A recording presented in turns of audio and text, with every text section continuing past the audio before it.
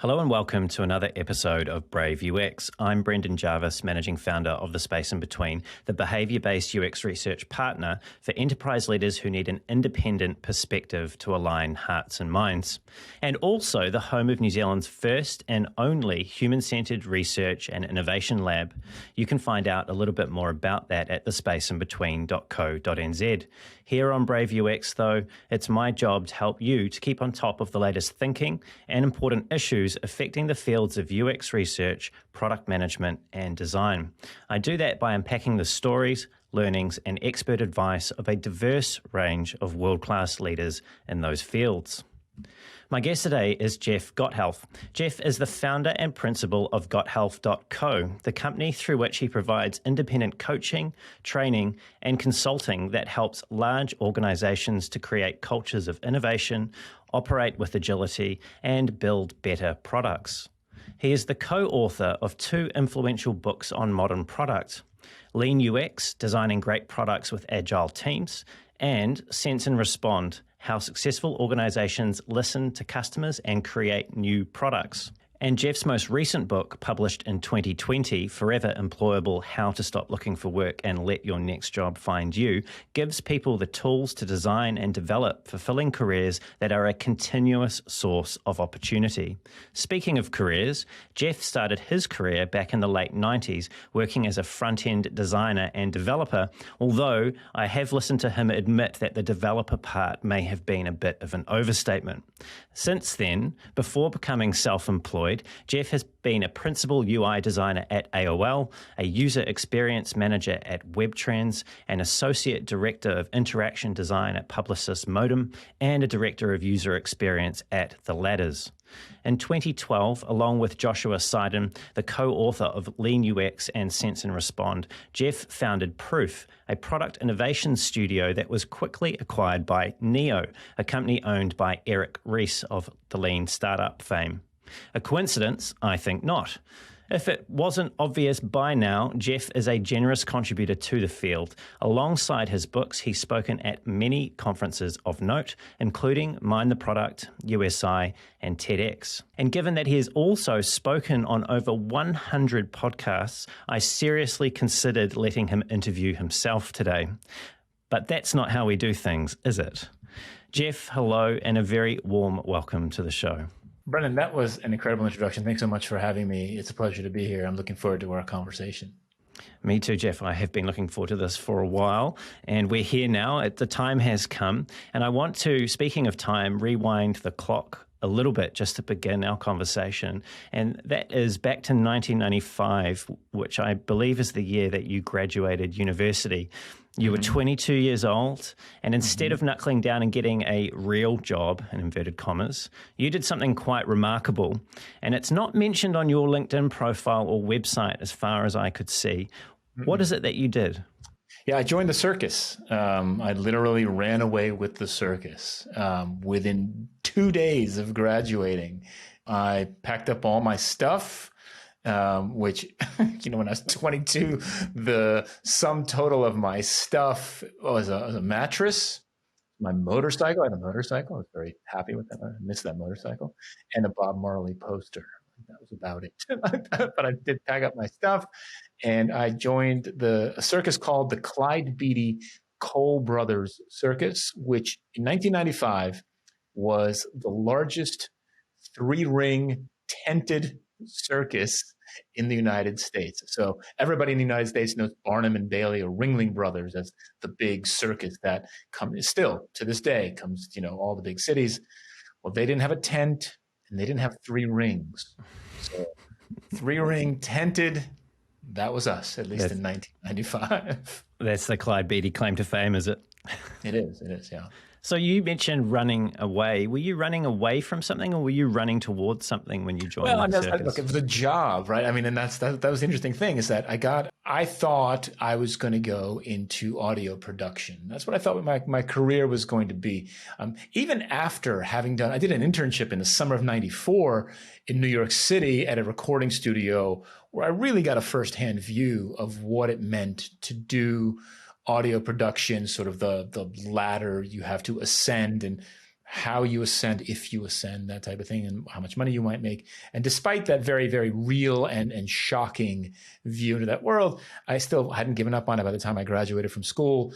And the circus provided me an opportunity to have a job as an audio engineer. I was the audio engineer and the lighting technician for the circus. And it was a paying gig, doing what I'd studied in school. It paid more money than I'd ever made before in my life. And it paid in cash. So every Sunday, I had a stack of 20s on my pillow, and I had to go run to the bank and get a money order and mail it to my parents so they could deposit it in my bank account for me. So I wasn't running away from anything. I'd graduated, and I didn't have any plans. And this opportunity came up during literally the last week of school, exam week, final exams, and couldn't say no. Really, I mean, I even called my parents. That was the I called my parents and I said, hey, listen, I know you guys know I don't have any plans for after graduation. I just got this opportunity to join the circus and go on the road sort of indefinitely. And my parents said, go for it. I was like, really? I said, yeah, go for it. Like, all right, I'm going to go for it. Were you surprised by that? Did that reaction from your parents surprise you? Shocked. I mean, look, my mother is that mother who's like, you're going to be a doctor or a lawyer. Those are your choices, right? When you grow up. And then I was like, I'm going to join the circus. It's just like, go for it. I was like, all right, if you're cool with it, I'm cool with it too. And I did it. And look, I don't regret doing it. I did it for 6 months. It was memorable, to say the least. I don't recommend it to anybody else, but I don't regret it the least. I learned a ton. I met a ton of interesting people, saw a world that very few people get to see. It's a culture that very few people get access to. And I feel lucky that I had that opportunity, even though I'll admit that for a lot of the time I was unhappy for those 6 months. What was it that made you unhappy? Well, I just wasn't enjoying myself. I wasn't, I left school. My girlfriend was like, you're joining the circus. This is probably the end of things for us. So my girlfriend breaks up with me. I join the circus. It's a weird place. It's hard initially to make friends. No one goes by their real name. At least no one went by their real name. Everybody had a nickname. And the way that you earned your nickname was by whatever was the most ridiculous mistake you made in the first week of being there. Right? And so, for example, I lived with a guy named Hurl, which is another word for vomit, right? And his name was Hurl because when he showed up his first week, he had food poisoning. And so forever, moving forward, he was known as Hurl. There was another guy I lived with. He was a trumpet player. His name was Toro, and they called him Toro because he snored like a bull. So, and so... Are you going to tell us what your name was? Yeah, I was going to say. I figured that was coming, right? Mine was Cylon. Like the Battlestar Galactica robots, the classic Cylons from the 80s, right? And because in my first week, I was the audio technician, and the audio system for the circus was grossly inadequate for the size of the tent. It was a big tent. The tent held 4,000 people. But the PA system, the audio system, was grossly inadequate. And so here I am, sort of first week on the job, trying to balance the sound in a tent filled with 4,000 people on a PA that isn't going to cover it in sort of, mid-Atlantic America summer. So it's 150% humidity. It's, it's 100 degrees Fahrenheit, so like 35 C, whatever it is, right? And so every time the ringmaster had a wireless mic, every single time he stepped in front of the speakers, and they were hung up on the tent, somewhere on top. Every time he got in front of them, I would get this feedback that sounded like that Cylon was a womp, womp, womp, womp sound. And then instantly they were like, oh, the Cylon's here. And that's it. That was my nickname. I was thinking about how keen your parents were to support you in this endeavor, and I wondered whether or not your mum might have had some sort of premonition that you'd only last 6 months, and that's why she was comfortable with this experience. I didn't see this as a forever gig either. But I mean, look, the interesting thing is, 6 out of 9 months. The circus season is 9 months. I did 6 months. They travel with the warm weather, so they're always based out of Florida. All circuses are based out of Florida, in the U.S., in case you're wondering. And then they kind of start in February, and then they work their way up north, up the East Coast. As the warm weather gets there, you hit Maine in about August or so. and then you start to come back down as the weather starts to get cold. So you're just kind of staying with the warm weather, basically. And I did 6 months of the 9-month season. Your mum might have hoped that after that you would have gone to med school or law school, but I understand that you actually ended up becoming a touring musician, playing the piano for a number of bands. And couldn't get off the road quite, but at least this was, in my opinion, for a better cause. I've been a musician my whole life. My dad plays piano, I play piano, and I was in bands in high school and then bands at university. And as I was leaving to join the circus, a couple of the guys were still in school. A couple of us had graduated, and it was a question of, are we going to keep doing this and try it for real? Or are we going to graduate, sort of go our separate ways? And we had to wait for these other guys to graduate. So I said, look, I've got this opportunity. I'm going to join the circus. And so I did it for 6 months, and I got on in Virginia. I went to school in Virginia, which is right in the middle of the East Coast. And then I went up to Maine, and we came back down 6 months later. And as we were passing through Virginia, I called up the guys and I said, look, I'm coming back through Virginia, right? Am I getting off the circus, or am I going to Florida? And then we're all going our separate ways. And the response was, get off, and let's do this. And so I did, and we did. And for the next 4 years or so, we tried with this band, and we tried with the second band to be successful touring musicians who played original music. We toured up and down the East Coast of the United States, holding down whatever jobs we could to pay the bills. And to this day, those guys are my best friends. We have a chat group. We talk every day. And it's pretty amazing to have that shared experience. We had the time of our lives, even though we were broke, and often played to empty rooms. It was amazing. And I want to quote you about this time. You've said, when I got tired of being broke, because trying to be a rock star, trust me, does not pay the bills, the internet happened. Before we get to the internet, though, I was curious about the moment, if there was one, where you realized that you were tired of being broke and you'd had enough. Was there a particular low point?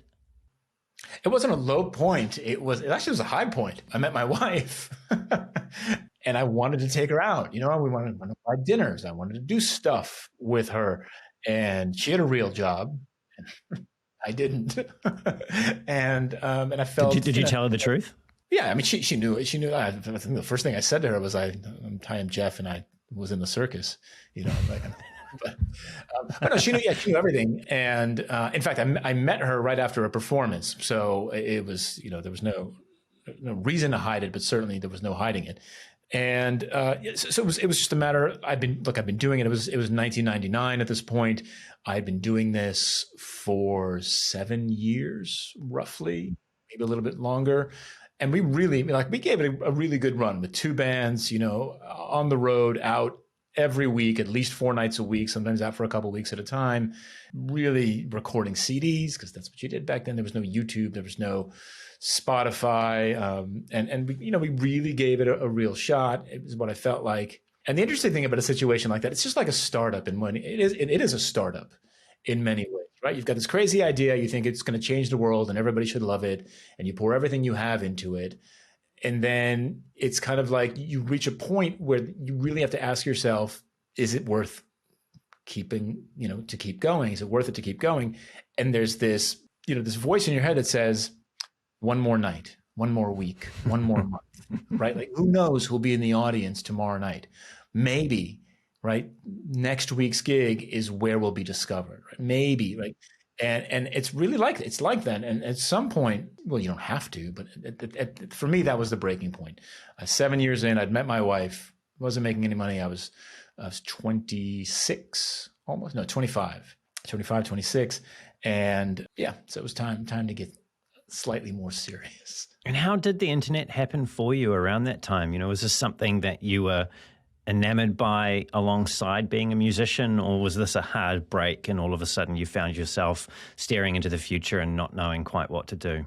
Computers were always in my life, in the sense that my parents worked in computers when that actually meant something, in the 70s and the 80s. It's weird to hear that now, but it's what they did. They worked in computers as systems analysts and business analysts. And I had computers growing up. I had a Commodore 64, I had a Commodore 128, and it was like the 128 was a real upgrade, 128 kilobytes, that was it's a real upgrade. And so one of the things that I started doing as the band stuff was winding down for me was I taught myself HTML. It's the late 90s. Got a book, Learn HTML in 21 Days, something like that. Got a book, started teaching myself HTML, started building websites for our band and then for other bands. And then as the band was winding down for me, this .com thing happened. And the amazing thing, in 1999, in the US at least, if you could spell HTML, you could get a job. I could do more than spell it. I could write it. I could and I could do a little bit of graphic design, and so it was an easy transition because the jobs were easy to get. The money was really good, and by comparison to what I was making before, it was really good. And so it was kind of a no. And then I'd met my wife, and so it was time to kind of think about the next step, the next chapter in my life. Well, let's talk about someone else who, from the outside looking in, appears to have been quite an important person in your life, and that's your co-author, and also I believe you've done business together, and that's Josh Seiden. You've written 2 books together, you've founded an agency, you've established a publishing business as well, and he seems to be someone that you keep collaborating with. How did you meet Josh, and how did all of this collaboration come to be? That's a great question. I'm glad you asked that. Josh and I have been colleagues, business partners, co-facilitators, and friends now 15 years, I believe. It's been 15 years. In fact, I just got off a call with Josh right before this recording. We teach together regularly every week, and super, super grateful for the relationships, the various types of relationships that we have. I met Josh, like I said, in the late 2000s. He was heading up a design team in New York City. I was heading up a design team in New York City. And we kept ending up on stages together or in meetups together. And I keep looking to my left or my right, and there was this guy. He was always there. I'd go to these meetups, and there was this guy, and he was always there. And so we started chatting. Turns out that he was facing very similar challenges to what I was facing at the time, which was building a design team in a software development environment that was increasingly turning to Agile as the way of working. And in the late 2000s, there were very few ideas about how to do this. There were some. And we began to bond over that challenge.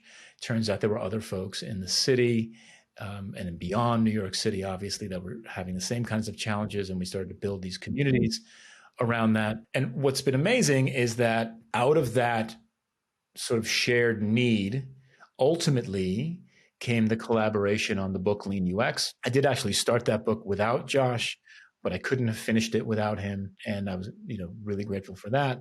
And over the years, like you said, we've written 2 books together. We're writing a 3rd one together this year, which is exciting. We have launched businesses together, and we work together on a regular basis. And I've found that it's kind of a very comfortable situation, I think, for both of us now, because both of us know how each other works, how each other thinks, and there's a real trust and calmness when we work together. And the nice thing about it is that we have complementary personalities. And so Josh is very deliberate. He likes to think things through. He likes to do his research. He likes to make sure that all the T's are crossed and the I's are dotted. And it's like, before we jump into this, is everything good?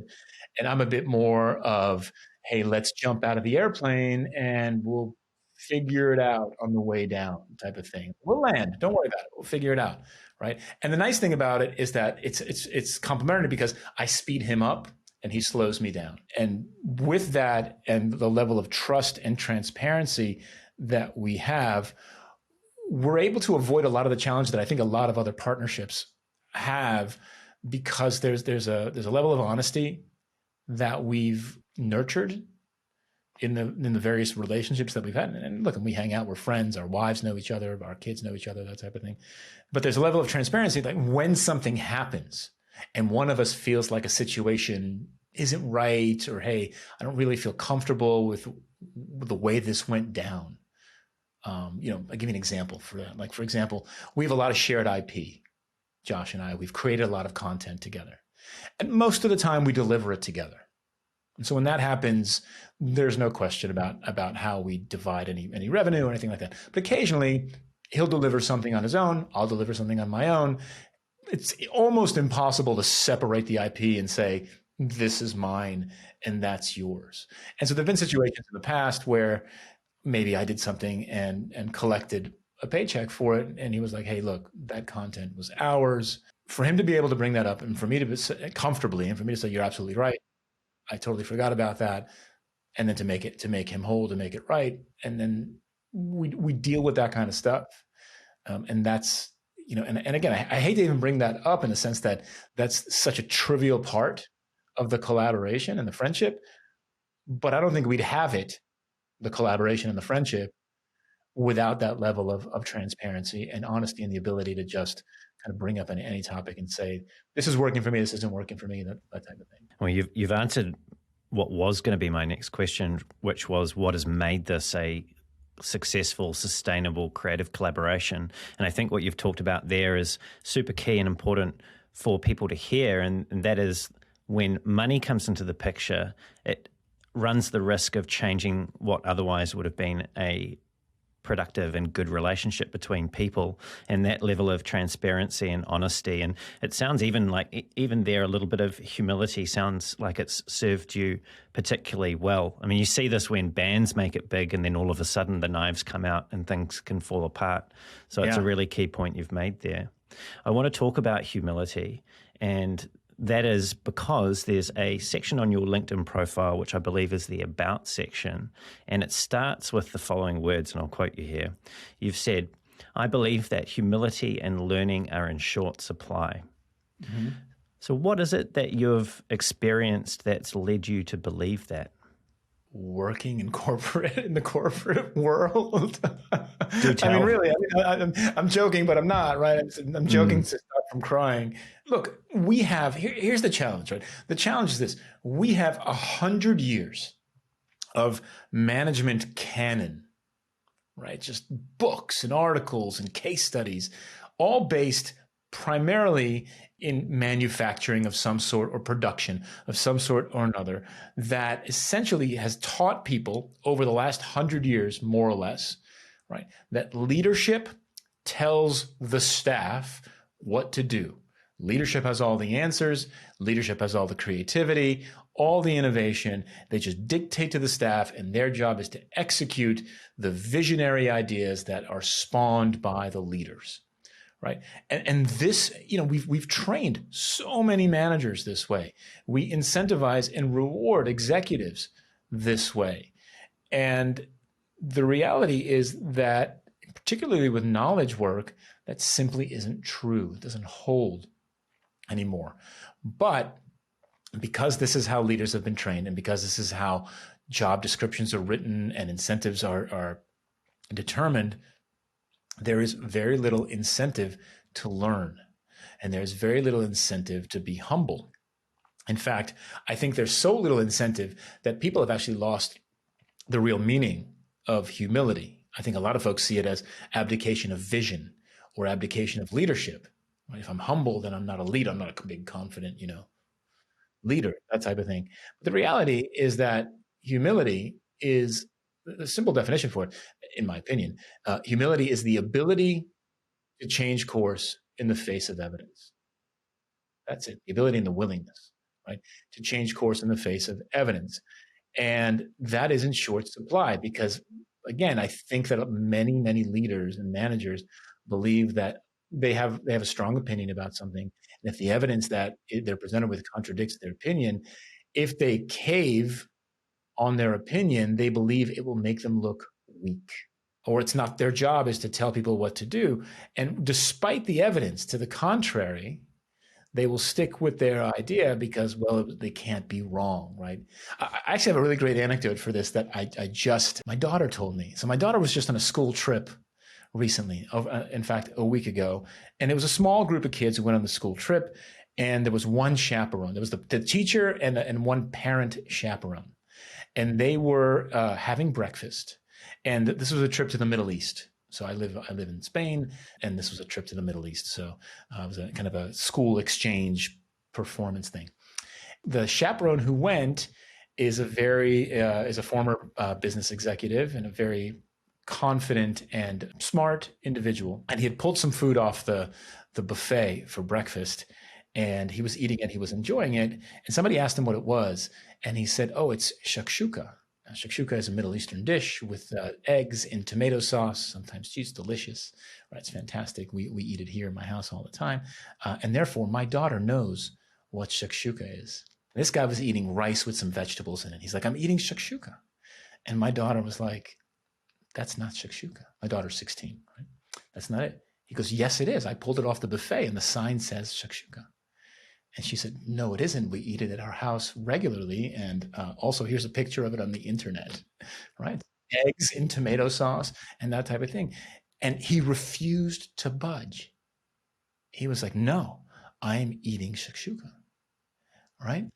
And look, and this is not to criticize the guy. It's to illustrate my point, right? I like the guy, and I was grateful that he was there with our kids and he was communicating regularly about what was happening. But that said, this illustrates my point. People who see themselves in leadership positions, they will make a statement. And if they get evidence, even incontrovertible evidence from people with better experience, from the market, from the internet, from whatever, that says that they're wrong, they will not admit that they're wrong. That humility isn't there, because that humility, if they admit they were wrong, they look weak, they're not supposed to be wrong, and it's threatening to their position of authority. They see that, I think, as well.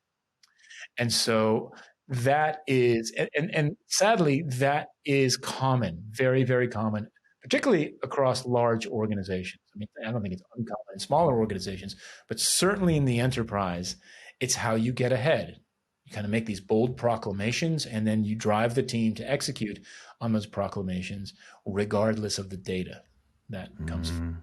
You gave a talk at Mind the Product in 2019 called Lean, Agile, and Design Thinking.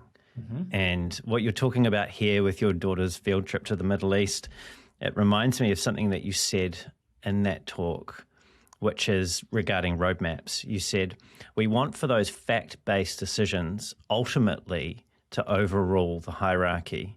This is where the conversation on humility comes in. I have a strong opinion about this, but if the evidence disagrees with my opinion, it should overrule it. So people seem to have quite a flexible relationship with facts, like this gentleman who was eating shakshuka or not at the time. And status seems to play a role in how they, like you were saying, where they are in the organization, the inability to admit mistakes because of status seems to play an outsized role in whether or not people can do that. So is it possible in a modern corporate product-based organization, or just any organization that has to make stuff, is it really possible to establish a meritocracy of ideas? Is it possible? I'd like to believe that it is. I tell a lot of people that it is. I've seen pockets of it in the enterprise. So can I say that this 80,000 person company is an example of it? No. But I've met teams inside 80,000 person companies who have exhibited those ideas and those ideals. The reality is that it comes down to leadership, and it comes down to leadership modeling the behavior they want to see in their teams. I'll tell you another story. A few years ago, Josh and I, in fact, did some executive coaching at a big bank in the United States. 6 months of it, in fact, and it was with the leadership team of the bank. And our charter was to teach these folks how to manage an agile organizations. When it comes to banking, there's probably 200 years worth of experience between the leadership team about how to do it. They knew way more than us about banking. But they were now running not just a bank, they were running a software company that was in the financial services business. And now it happened to be an agile software company.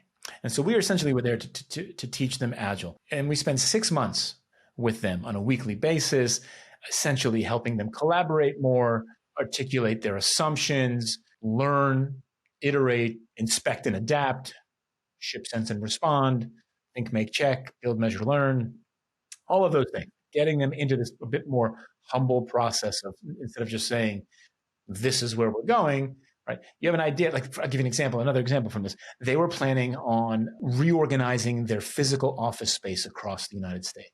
A lot of people are going to be affected by that. They were going to grow some locations and they were going to shut down some locations and offer people the options to transfer if they wanted to. Then it wasn't layoffs, but it was, hey, we're going to grow this area, but shut down this area. And they were just going to make a decision, just flat out. It was going to affect tens of thousands, like not 10, maybe thousands of people's lives and livelihood. And they were making assumptions. Well, 10% will resign, and 50% will take the relocation package. And I was like, how do you guys know this? Go find out before you ruin 7,000 people's lives.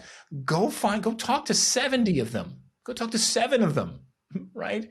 And so we did this, and we forced them because they were paying us a lot of money and spending time with us to go and do this. And they adjusted their plans based on that. And the biggest thing, one of the most impactful things that happened, that came out of that engagement, was the CEO, after one of our coaching sessions, had a meeting with all of his direct reports. So all the EVPs and SVPs, it's like 150 people. And he gets up in front of these folks, and after being with us for about 3 or 4 months, and it's just coming out of a meeting with us, and he said 3 words to them. He said, "Agile is hard." And man, my phone blew up. I was getting text messages and emails from our client, because we'd been working with some of the teams as well. And like, oh my God, he gets it. What did you guys do? How did you make him see the light? How did he even understand? Like, people were losing their mind. And all he had to do was admit that the thing that he told them to do a year earlier, go be agile, whatever, do agile, is difficult, right? It's not as easy as he made it sound. Like, he didn't even admit a mistake, right? He didn't even admit that he was wrong. He just added something that he had learned recently, which he didn't know a year earlier when he had just told the organization to go do this. And it was massively successful. And so the pockets of sort of the, like you called it, the meritocracy of ideas, exist where leaders model the behavior that they want to see in their staff. It really does all come back to those senior leaders, that executive.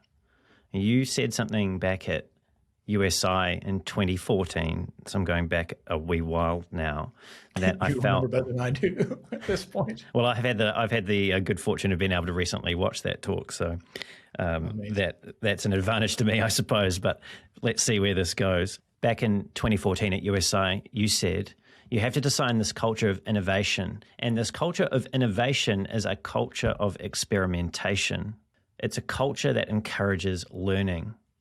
And so fast forward 5 years and you're on the stage at Mind the Product in 2019, and you said, no one wants to buy experiments. People want to buy products, systems, solutions to things. So in this context, when you're talking to senior executives about developing a culture of innovation and this potential tension there between it needing to be about experimentation, but experimentation not really being a thing that people want to buy or believe in. Is there a tension here? Is this a development of your thinking? Is there some nuance that I'm missing in the way in which you can communicate this to senior leaders so that they get that agile is hard, but they're still willing to press ahead and to figure it out? So something significant happened between 2014 and 2019 is that in 2015, I'm wrong about the dates actually here. So in 2014, we were still running our agency, and what was interesting about that is when we launched that agency, it was a product studio that was meant to work with lean, agile, and design thinking ways, right? So not just build me a thing. It's more like we'll do the whole build, measure, learn, think, make, check type of thing. And we learned very, very quickly that people don't want to buy experiments. They don't want to buy the check portion of it. And they didn't really want to buy the think part either. They just wanted the make part. If you think about think, make, check, or build, measure, learn, it's really just the build part is what most people wanted. And when you're like, no, buy this experiment. And they're like, I don't want an experiment. I need an app, like you said, right? Now, to my comments in 2014, to build a culture of learning is a culture of experimentation. It's creating the systems, the tools, the support, the psychological safety, and the rewards and incentive systems that encourage people to go and find out if they are working on something that will actually deliver value to the end user. And so it's not so much, the two concepts are compatible in that we want to build these types of cultures, but if we try to sell them as, hey, you're buying a bunch of experiments, that sales pitch doesn't work. The sales pitch that works is learning is not like everybody wants to learn, but more importantly is the reduction of waste and a faster focus on a thing that will actually achieve the results that we're looking for in the market.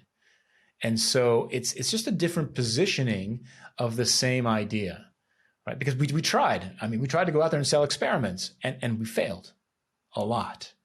But when we went out there and we said, look, I know you told us you've got this $100,000 budget to build the thing. We're going to take 10% of it and we're going to figure out exactly how to do it so that we take the 90 grand that we have left and use it to the best possible outcome. And generally speaking, not 100% of the time, but generally speaking, that sales pitch works more than, do you want to buy an experiment? And so that's the challenge here. But look, speaking forget about it from a consulting perspective or a services company. Speaking about it from kind of an enterprise culture, it's really difficult. It's really difficult because the incentive structures aren't there. The performance management criteria, right? So, hey, I'm a mid-level product manager. I'd like to be a senior product manager. What am I rewarded for? Right? Am I rewarded for learning and, evidence-based decision-making? Or am I rewarded for shipping on time and on budget? And you know the answer to that 999 times out of 1,000. Well, let's talk about budgets. You mentioned there in your consulting capacity, this hypothetical of $100,000 to build a thing using $10,000 to figure out what it is that you should be building. But the bounds of the money that's available to make the thing have already been predetermined. And this is one of the frustrations that many people find inside corporates is the budgeting process. And about this, you've previously said, and this is from your USI talk in 2014, you said large corporations lock down next year's budget today. They assume they know exactly what's going to happen in the future. So budgets, as we all know, they're a form of control. They're a way of limiting the downside risk of an activity, of maintaining a margin in a business that is cost-plus focused. So they're necessary for many, many corporations. But if we take what you've said as true and agree that the future is largely unknowable, which is something that I believe, and I don't know, I think we've had enough evidence to suggest that that's the case. Mm-hmm. Silicon Valley Bank, for example, just collapsed a couple of days ago, and it seems that nobody could have seen that coming. Maybe it'll turn out different in the wash, right? But these things, these black swan events, these things happen. How do we, or why do we continue to dance this way with budgets and this enamored belief we have in innovation, or that executives say that they have an innovation? Why do we continue to put the way in which the budgets are set and the incentives that you've touched on there in terms of how people are encouraged to work, why do we continue to operate in environments where those things seem to be at odds with the promised land that we say that we're all about getting to? I think there's a couple of reasons at least, and I know there's probably way more than this, but I mean, look, one is this is the way we've always done things. And again, I think this is based out of manufacturing. So when you're manufacturing, you buy a certain amount of raw material. You have a clear sense of how much product that raw material is going to produce. You have a sense of cost for the production of the product using that raw material, and you know what you're going to sell it for, so you have a sense of your profit margin. And most importantly, and with physical products, right, for the most part, you have a pretty clear sense of what people will do with those products as well. And so predicting budgets and profit margins and sales based on past behaviors makes sense, or at least made sense. The challenge is that we've translated that exact same way of working into software-based businesses. And I'll tell you a secret, every business is a software business. these days. Anything of scale, at least, or anything that seeks to scale is a software business. And so we're trying to translate that same level of predictability to software development, essentially. And it's impossible to do it. Now, the alternative is also impossible. The alternative is the truth. Let's be honest. I'm gonna put it, right? And the alternative is, here we go. Right. Well, the truth is, what are you going to make for next year? Like, in other words, like, what are you going to build? Not how much money are you going to make, right? Like, what are you going to build next year? I don't know. Yeah, you've talked about this, right? You've talked about Kent Beck, who was one of the signatories on the Agile Manifesto, and you've quoted him before, and what he said was product roadmaps should be a list of questions, not a list of features. Yeah. So what is it about that you agree with? Why should they be a list of questions? Well, but because I think, look, again, predicting a set of features is assuming that the thing that you're making will still be relevant and do what you expect it to do in a particular way by the time that you launch it. And this is particularly, so all those things I listed are risks. Okay, they're assumptions. Now, this is particularly risky in the enterprise because enterprises aren't particularly agile or quick at doing anything. And so by the time you actually ship something 9 months from now, the risks that I just listed out are exponentially higher because a lot has happened in the world in those last 9 months, particularly today. And so instead of saying we're going to build X, we can ask the question, how might we best solve problem Y? Right? How might we do this more efficiently? How might we deliver value in a different channel? How might we adjust our pricing strategy to fit kind of new realities, right? You think of Adobe going to subscription model, right? They went to the cloud and then they went to subscription. So, hey, how might we deliver through a different channel? How might we change our pricing model and our pricing strategies, right? They didn't necessarily innovate with the products per se, right? I mean, Photoshop is still Photoshop. It does what it does, right? But now it's delivered via cloud and it's subscription model and that type of thing. Those are the types of questions. Instead of saying, make it cloud, like put it in the cloud, right? And charge $12 a month for it. I know it's not $12 a month, but whatever, right? And there's just an immense amount of risk in those. But the alternative is untenable for sort of the traditional organization. So, you can say, like, you guys are building you're the mobile app team for the bank. Okay, terrific. What are you folks going to work on next year? I don't know. What's the corporate strategy for next year? Oh, we're still figuring that out. Okay, well, once you tell us what the corporate strategy is, we'll give you a sense of how we believe the mobile app can support that corporate strategy. And we're going to give you those beliefs in terms of objectives and key results rather than a set of features, right? Changes in behavior that we believe will help support the corporate strategy. And then we're going to discover the best way to do that. And we're going to, and look, and if you're comfortable with that, with giving us, let's use just a round number, like $1 million, right? If you're uncomfortable with giving us $1 million for the next year to do that, then give us a quarter of that. And let's get back together in a quarter and we'll tell you what we've shipped and what we've learned and how we're progressing towards those key results. And if you like what you hear, you can give us another quarter.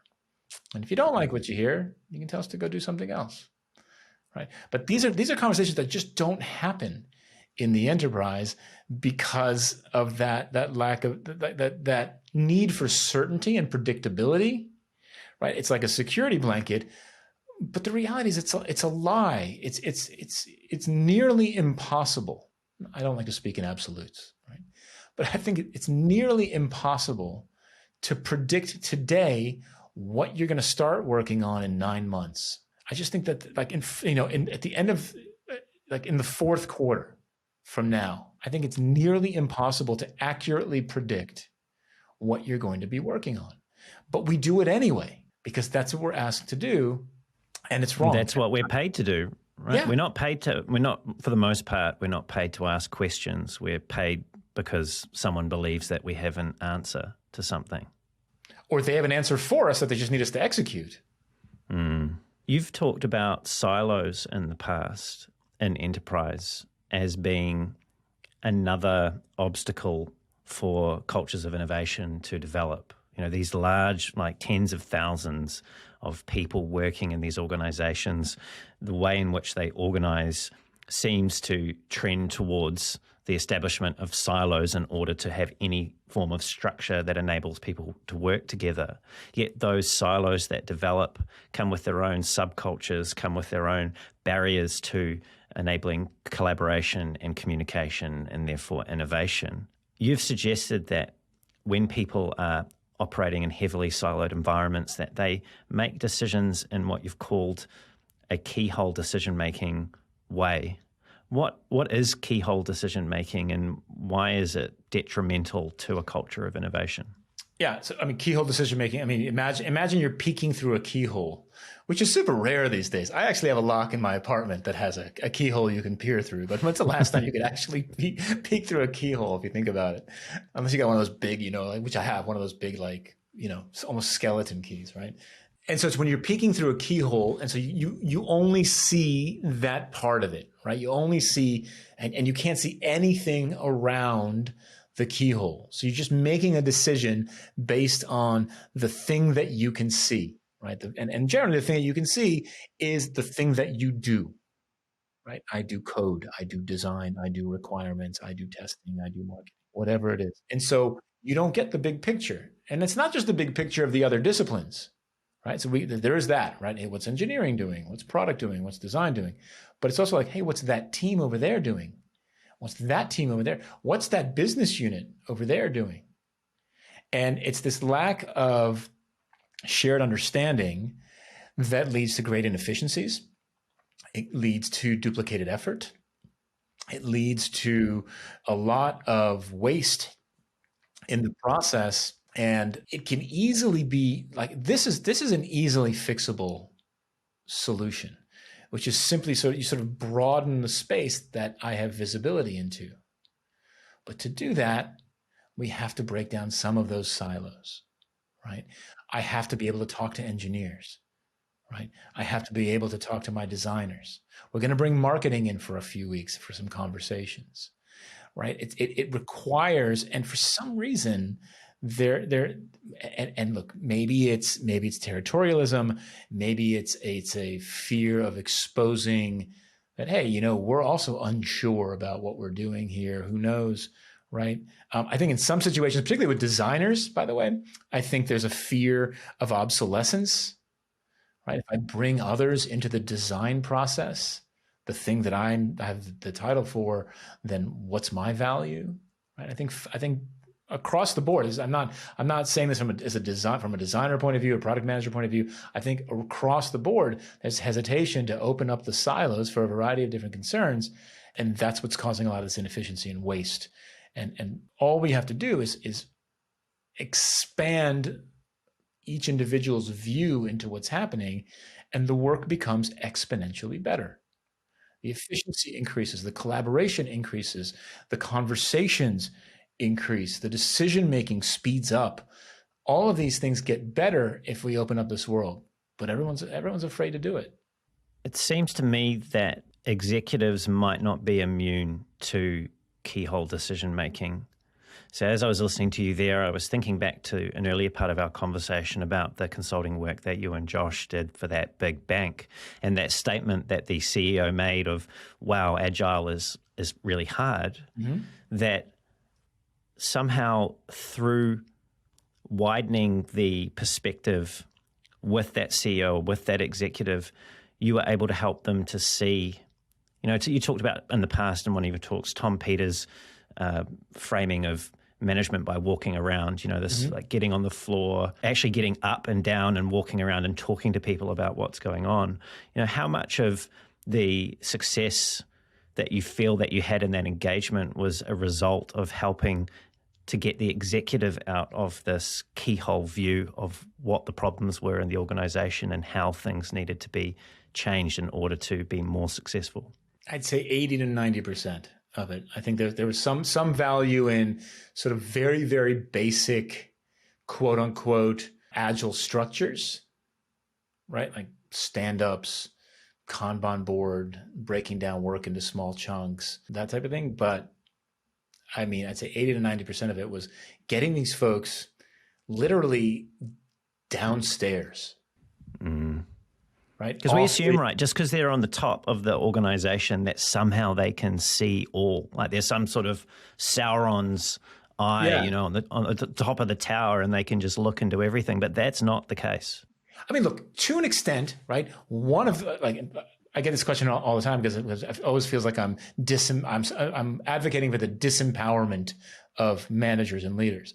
So let me be clear. I believe that one of the responsibilities of leadership is to see the forest for the trees. Okay, 100%, right? But if you're the CEO of a 50,000 person company, right, you're going to see kind of like the canopy of the forest, right? We're going to take this metaphor to some stupid extreme, right? But like you're not even going to see anything below the canopy of the forest. And if you're going to start to just sort of randomly make decisions that, in this, like the example that I gave you, that affect the livelihood and the lives of thousands of people and their children and their families, et cetera, you should descend below the canopy. And I think that doing that, look, it teaches them humility. Let's take it back to what we were talking about before, because they're like, I have a strong opinion, and based on my experience and my expertise, we should shut down Office X and build up Office Y. Okay, why don't you go talk to the people in Office X? Just talk to 10 of them and say, look, hey, we're considering restructuring the office, and we have the option for you to relocate to Office Y, and see what happens. And they did that, right? And all of a sudden they came back and said, you know what? We shouldn't shut down Office X, at least not all the way, because the attrition levels are going to be way too high because not enough people want to move to Office Y or whatever it is.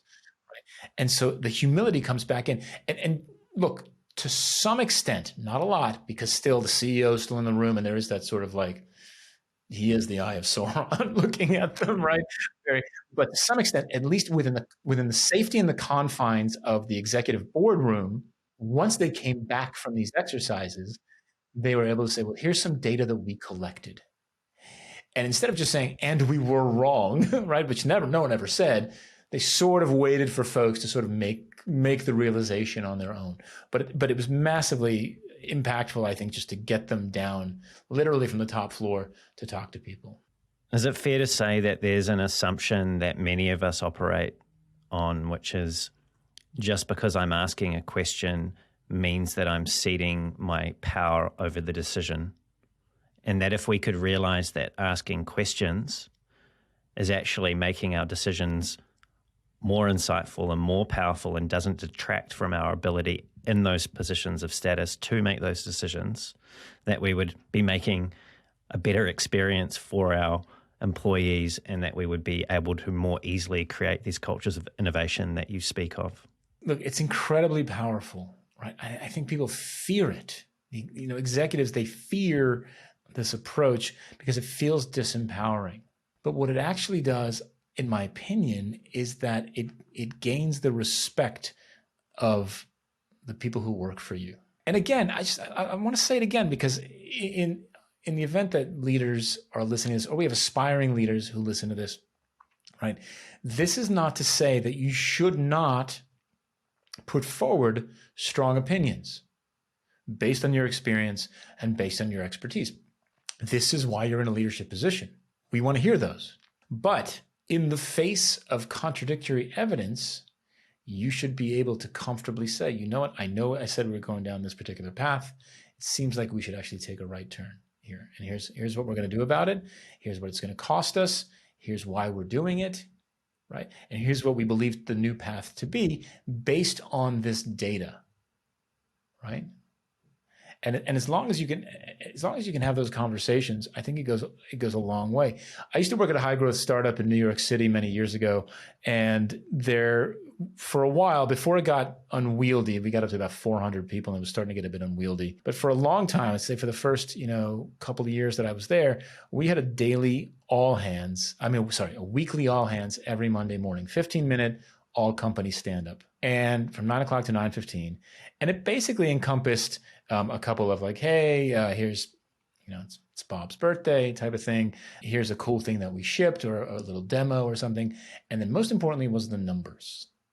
We go over the numbers every Monday morning. So everybody understood the health of the business, so that when every decision was made, somebody could point back and say, we're making this decision because you saw that our retention rate was down over the last couple of months. And so we're trying to drive retention back up. And that was massively powerful. And that was transparency in that organization. And it allowed the CEO and the founder of that company to stand up in front of everybody and say, look, we've been trying this for a month. And as you've seen over the last month, every Monday morning, the retention numbers are not turning around. So we're going to pivot. We're going to do something else.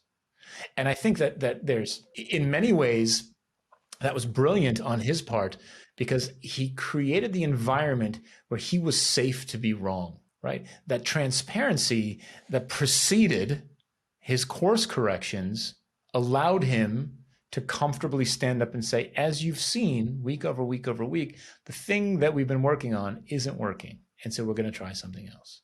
And I think that that's super powerful. That's tapping into this notion of experimentation. So in the trenches level, right? Like every week you're reviewing what your experiments were, you're reflecting through the numbers on whether or not they were successful. But then at a certain point, leadership's looking at it and saying, we're not able to move this to the degree in which we need to for the overall health of the business. So they have to make a bolder bet or a more significant change that maybe falls outside that scope of experimentation that was going on. Now, I want to come back to something that you said, and again, this is going back to 2014 at USI, and I recognize that your thinking is probably or may have evolved since then. So feel free to jump in and clarify what that is if that's changed. You said Amazon pushes live code to real people every 11.6 seconds. What that allows them to do is have an ongoing conversation with their millions of users, this sensing layer, to get a sense of, is this the right thing to do? The cost of being wrong here is tiny. If you get this wrong, you can roll it back. Okay, so I understand that. I understand this notion of experimenting in production, particularly when you've got the scale that Amazon has, but I know that it's also relevant for organizations that are smaller as well. Now, I recently reread Eric Hall's Just Enough Research, and in that book, she references something that Andrew Chen had applied to product, which is this concept from calculus of the local maximum, which basically suggests that while these sorts of experimentations in production will help to optimize the existing system, there's a cap on just how much optimization you can squeeze out of the system as it stands because of the constraints that and thinking and application that exist around that system. So what role should design, if any, play in breaking through established local maxims?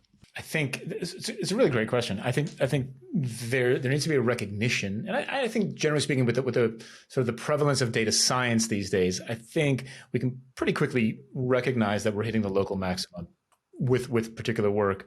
I think design, as user advocates, the folks who hopefully understand the customer the best, who understand the challenges in the workflow, who understand what people are trying to do, where they're currently getting stuck, can provide plausible hypotheses about where to jump to next, right? So the local maxima says that you kind of squoze is not a word, but I like it.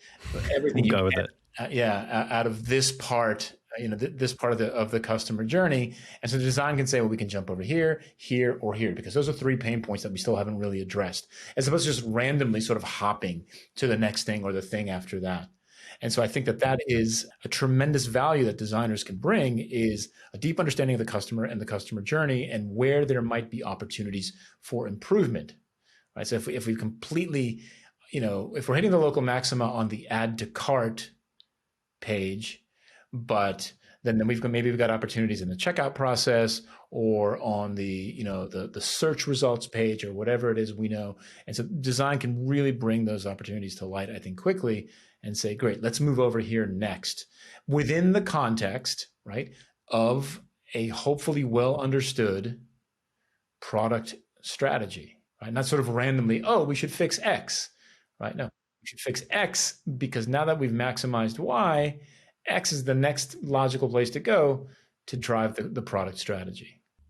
I was going to ask you about that framing, because this is a constant I'm sure you've heard of this as well in your conversations with designers in the field of design, is this frustration of our rationale occasionally, or maybe more than occasionally, falling on deaf ears. So what you've said there about connecting the recommendation or the suggestion to the product strategy is that framing that enables people that are outside of design to sit up and pay attention to what it is that we're recommending that they do. I've been on a rant for the last couple of years. In fact, my TEDx talk was about this as well, about storytelling. Mostly that conversation has been pointed at product managers, but it should not exclude designers. Look, product managers are not the CEO of the product. Product managers generally don't lead with authority. Generally, they lead with influence. Designers are the same. Generally speaking, designers don't lead with authority, right? They're not the CEOs of anything, and they're going to lead with influence. The most effective way to influence in a large organization, in my opinion, is to tell compelling stories. What's a compelling story? It's a detailed description of your idea that connects data points, it connects facts that make your story plausible or your hypothesis plausible, right?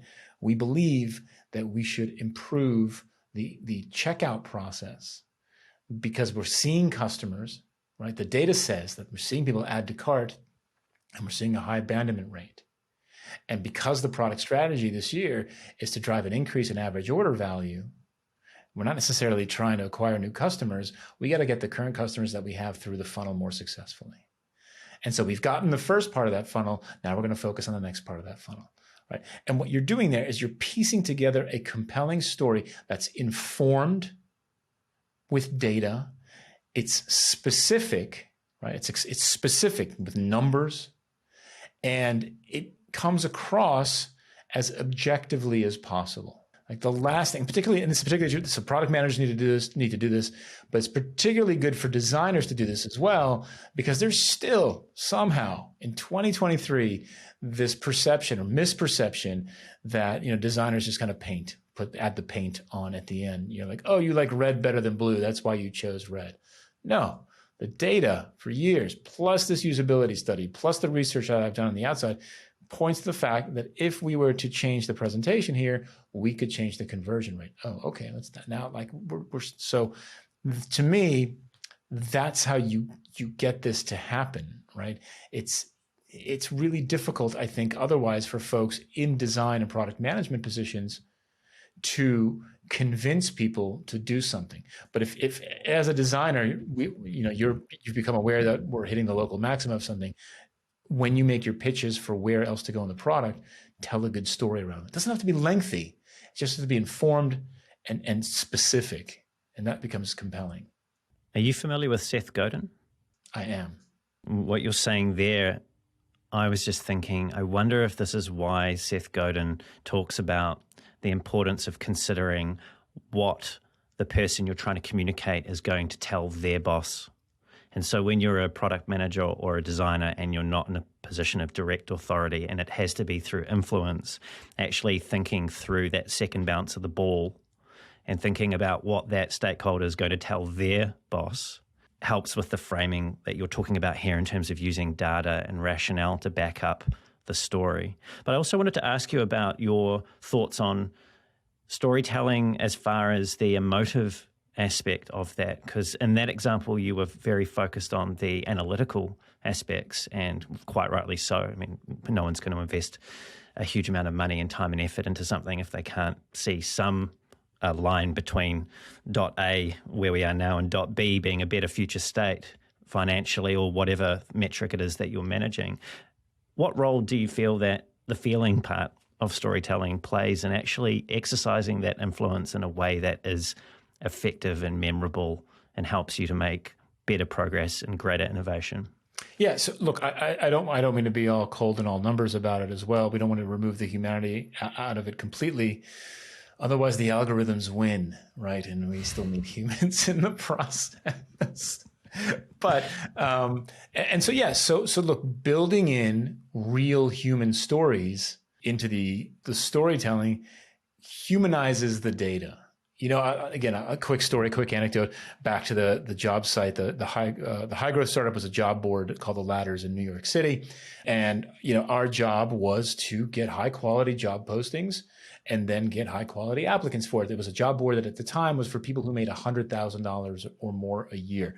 There was a clear sense that folks were posting pretty low quality, short job descriptions that weren't generating a lot of interest from job seekers. And they were complaining to us, hey, your job seekers aren't good enough for us. And we were saying, you're writing crappy job descriptions. So one thing that we tried to put a minimum character requirement on the job descriptions. You got to put in at least X amount of words before we even post this thing, right? So think about it. Tell a good story, right? And this worked for a lot of the time. But there were some other folks who were using the site that we didn't know who were recruiting for a very specific type of role, very niche type of role. And they didn't need all those characters. Like they could put in just a couple of words and they could filter out anybody, right? And it was a very specific thing. And there was a significant amount of these folks on the site that we weren't necessarily aware of. And so what they would do is that it was a rich text editor on the site. And so they would put in their words and then they would put in white text on a white background to complete the character so that the submit button would light up. And there was more than a few of these folks who did this. And so we caught them on tape a couple of times doing this during user tests and that type of thing.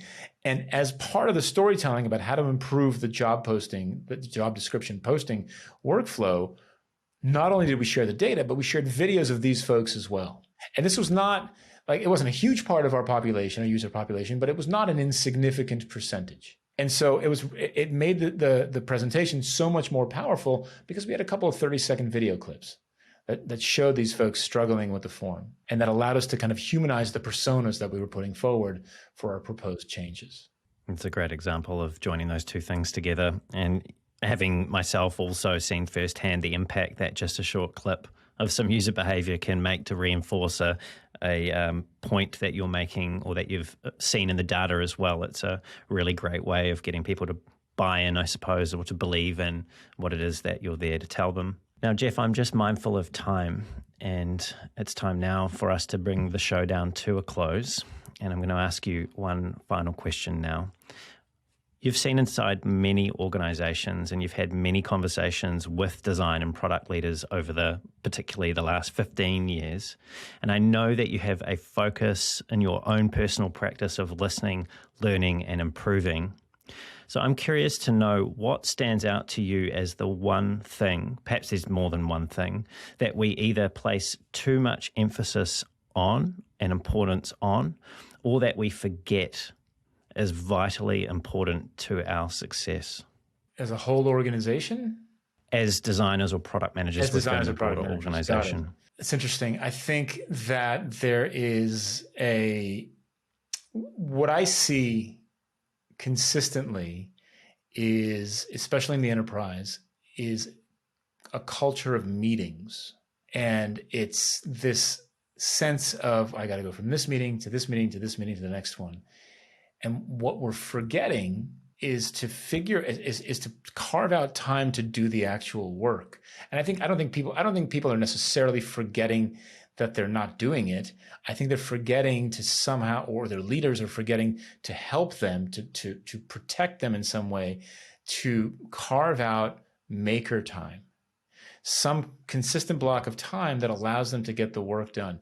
It's interesting because I teach product management, we teach lean UX on a regular basis, and we talk about doing discovery work. And the number one question in discovery is, when am I going to have any time to do this? Right? I'm in meeting after meeting after meeting after meeting, and I already can't get the things that I already have to do, I can't get those done. You're asking me to do more and different kinds of work. And so I think what perhaps maybe we're not forgetting, or we just don't put enough emphasis on, is protecting our time during work hours, to be clear. Right? To do the work, to do the craft, and to get out of this meeting culture. I guarantee you probably don't need to be in all of those meetings. And so then how do we start to extract ourselves, not from all of them, but in a way that gives us back some time to do good work? I think that is something that it's a plague, really, and I'd love to see that improve.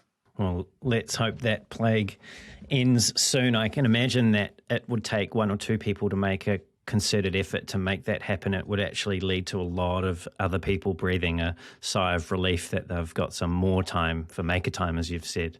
Yeah. That's a really key point.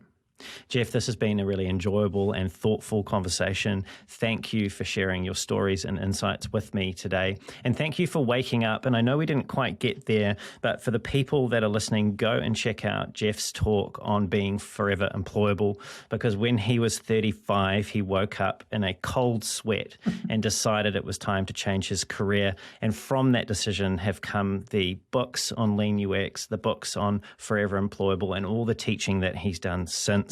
So I really want to say thank you for deciding when you were 35 to commit to this career path that you've walked since. My pleasure. It's really been a blast and quite a ride, and I'm lucky to have had the success that I've had, and it's been a pleasure chatting with you today, Brendan. So thanks so much for having me on the show. Oh, you're most welcome, Jeff. And Jeff, if people want to catch up with you, want to follow what it is that you're putting out there, your contributions to the field, or fields as it would be, what's the best way for them to do that? The easiest way is LinkedIn. Just connect with me there. I'm more than happy to. I'm on Twitter as well. I've been there for a long time. And then my website, jeffgothelf.com. Those three things, easiest ways. I'm findable by design. Great. Thanks, Jeff. And to everyone that's tuned in, it's been great having you here as well. Everything that we've covered will be in the show notes, including where you can find Jeff and all the things that we've spoken about. If you've enjoyed the show and you want to hear more great conversations like this with world-class leaders in UX research, design, and product management, don't forget to leave a review on the podcast. Those are very helpful. Subscribe so it turns up in your podcast feed every couple of weeks, and tell someone else about the show if you feel that they would get value from these conversations at depth. If you want to reach out to me, you can find me on LinkedIn. Just search for Brendan Jarvis, or on the show notes, you can find a link to my LinkedIn profile, or head on over to thespaceinbetween.co.nz. That's thespaceinbetween.co.nz. And until next time, keep being brave.